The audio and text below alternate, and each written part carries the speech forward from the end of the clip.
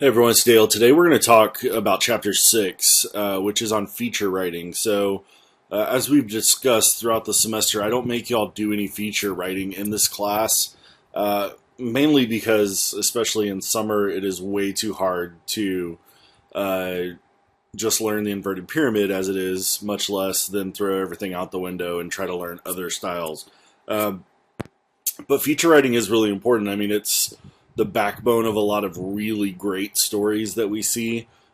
Typically, the stories that really catch your attention, whether they're in magazines or in newspapers, are features.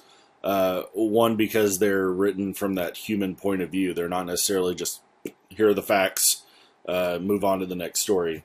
So we're not going to spend a ton of time on feature writing. Make sure to read Chapter 6, though. Really good information in your textbook, and I do want to show you a couple of things about features. So first of all, what is a feature? A lot of times these are more personal than a hard news story. Like I said, these are the stories that typically stick with you when you read them. Features are often called soft news, but that doesn't mean you can't write a hard news story in feature style. It's hard to do. It takes talented writers, but you can write hard news in a feature style. So when we're discussing features, the types of publications you would see them in, or the sections of the newspaper that you would see them in, usually in the lifestyle section, health, science and technology, entertainment, especially when it comes to reviews. Almost all reviews are feature stories. Food stories, home and garden, those are just to name a few. And again, you can have regular hard news stories, so there are likely feature stories on the front page of every newspaper. There are 10 main types of features, or 10 popular types of features. Again, I mentioned reviews. They're not included in this list, but like I said, almost every review is a feature. So I'm going to go over these 10. One is a personality profile. So this could be different for every market. The example I have here is one written in Boston this weekend on one of the Celtics players. Anytime you're profiling someone who is famous and or a newsmaker. So the Caitlyn Jenner Vanity Fair article was a feature article. When you see politician, we're seeing a ton of politician articles now where it's like, who is Rick Perry? What is he about? Those are probably written in feature style because people love reading about famous people and newsmakers. So personality profile is one. Human interest stories. These are stories about real people, and they go for those kick in the gut moments. So here was one this weekend about a woman who honors her father, who she didn't know because he died in Vietnam. Again, written from a feature style. A color story sets the mood. So this is one from the Charleston shooting this weekend. I'm going to go ahead and read you the lead. They forgave him. They advised him to repent for his sins and ask for God's mercy on his soul. One even told Dylan Storm Roof to repent and confess, and you'll be okay. So again, not written in typical hard news inverted pyramid style, right, where we put all the important information up in the top. With that lead, unless you know the killer's name and recognize the Charleston dateline, you might not even know what that story is about. We'll talk here in just a second about the format of a feature story, but color story is very important. They set the mood for an event. Backgrounders are stories on the big, huge news, so there were several of these regarding Charleston as well. This is like a crash course in what that story actually is. So if you remember back a couple years with the Wendy Davis filibuster, this was a really great backgrounder on it, where it just kind of minute by minute gives what happened in that, but it's written in a feature style. Trend stories, these are exactly what you probably think they are. They keep readers plugged into the latest in culture. Here's a story about summer kicking off. And the trend from everyone from President Obama to Hollywood celebrities is sandals. So I'm very much plugged into the latest culture. That was a joke, but anyways. Reaction pieces. These are written when you're talking about either great reactions or horrible reactions to something. It's a sampling of opinions. So Kim Kardashian went on NPR this weekend, and people were pissed. So this was a feature-style story written on the outrage over Kim Kardashian appearing. So again, the lead: last weekend, the producers of Wait, Wait, Don't Tell Me, the NPR quiz show known for its cheeky, wonkish humor, committed a horrible, no-good, sacrilegious faux pas. They booked a particular celebrity for an interview, and the outrage was instantaneous. Again, written in that feature style. We don't quite know what the story's about yet.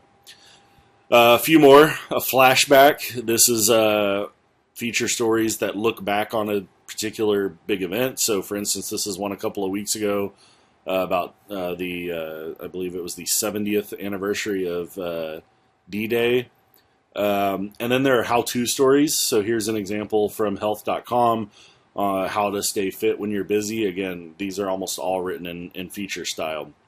Final two, consumer guides. These are, like I said, usually review types or keeping you up to date with the latest in technology or consumer goods. Here was one that written about the Apple Watch that I saw this weekend. And then the final one is a personal narrative, and these are written in first person. It comes from your point of view. You don't see a ton of these, usually because they're really, really hard to meet that high level of quality in order to make publications. So you really have to nail these, hit a home run on these before they make publication. Usually you don't see a ton of those. So what is that feature style? Remember, with a feature story, your lead, there are not a whole lot of rules, right? Your lead is just to grab people's attention. So your lead doesn't have to be one sentence or 35 words or less. Your lead can be 3 or 4 sentences. It could be, you hopefully make it really descriptive. And again, your whole goal is to get people attached to the story without giving the story away. So here's an example of one of those from an Austin, from the Statesman. 2.5 years ago, when Howard Antelis called an Austin congressman's office to report that his bosses at the IRS were deliberately ignoring a multi-billion-dollar tax return fraud screen, he didn't intend to become a hero to anti-tax, anti-immigrant activists. The way he saw it, Antelis, who describes himself as a liberal libertarian, was simply a federal tax man doing his job. I'm a U.S. citizen who is sick and tired of seeing our employers, taxpayers getting ripped off, he said. Getting anyone to listen, however, was another matter. So again, we kind of know what the story's about, but we're not exactly sure. We're waiting for that nut graph, which we'll talk about here in a second, to fully explain the story. Here's a great description of what a feature story is and the difference between a feature story and a summary lead hard news story, as we've been writing all semester. The hard news writer tells you the bridge fell in and how many cars fell off. So that's what we've been doing so far this semester. We're writing these hard news stories. The feature writer tells you what it was like to have been there. When Joe Smith began to walk across the bridge, it began to tremble and he grabbed for the railing, that sort of detail. So that's why you see there's a huge difference between those two, and you can see why the features typically are more interesting, because they read more as narratives as opposed to just a repeating of facts.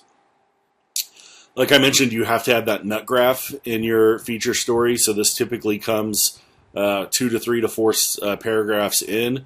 Like a nut, it contains the kernel or the essential theme of the story. It tells people why they should care about the story. So the nut graph is kind of the, aha, okay, now I get it. Now I know what this story's about. It also provides that transition from the lead. So the lead in a feature story is kind of going to be out there, right? You're trying to grab attention. You're probably introducing names that people have never heard of. And then in the nut graph, you explain why those people are important to this story. Also, usually tells the timeliness of that story.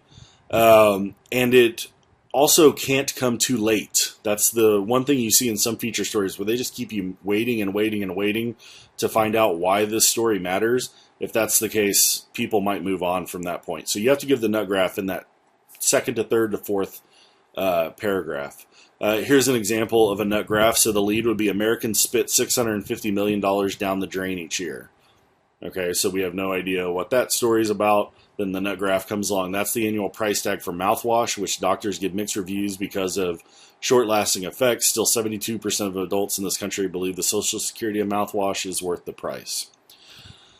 So a couple of tips for writing a feature in terms of the structure, the syntax, and the phrasing.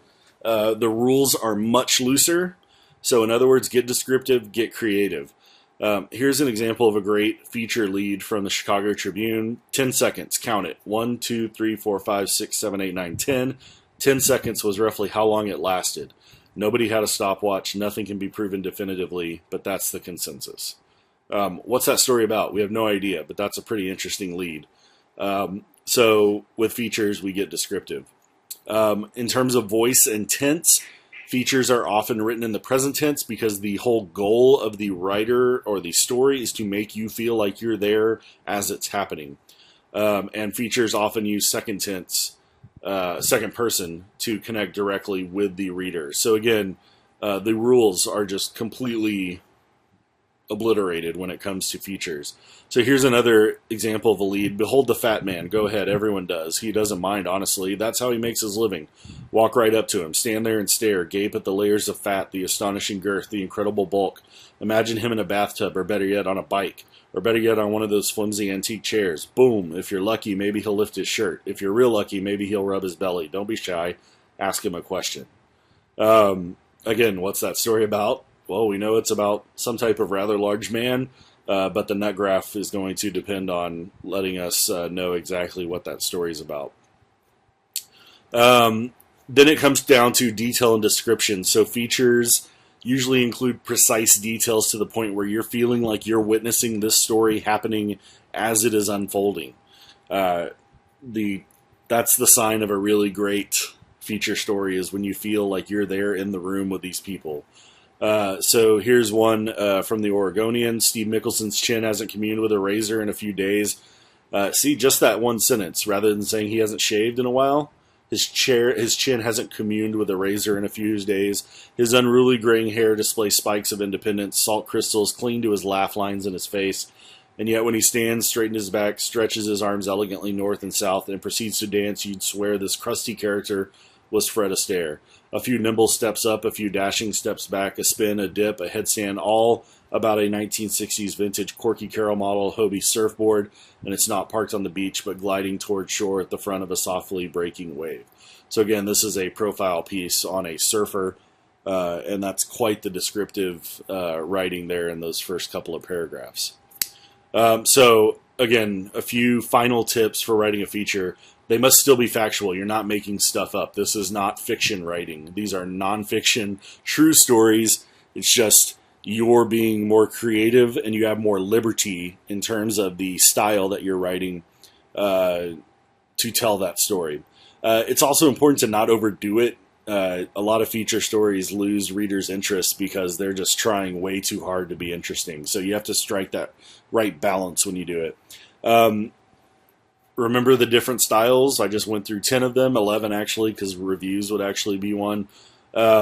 So see if the story you're doing, if it fits into one of those, you can write it in that particular style. And most importantly, again, with features, we ditch the inverted pyramid. You have creative license with the first 2 to 3 paragraphs to get really creative, hook the reader, but then you have to have that nut graph before too long in order to let them know why they should be sticking around and reading that story.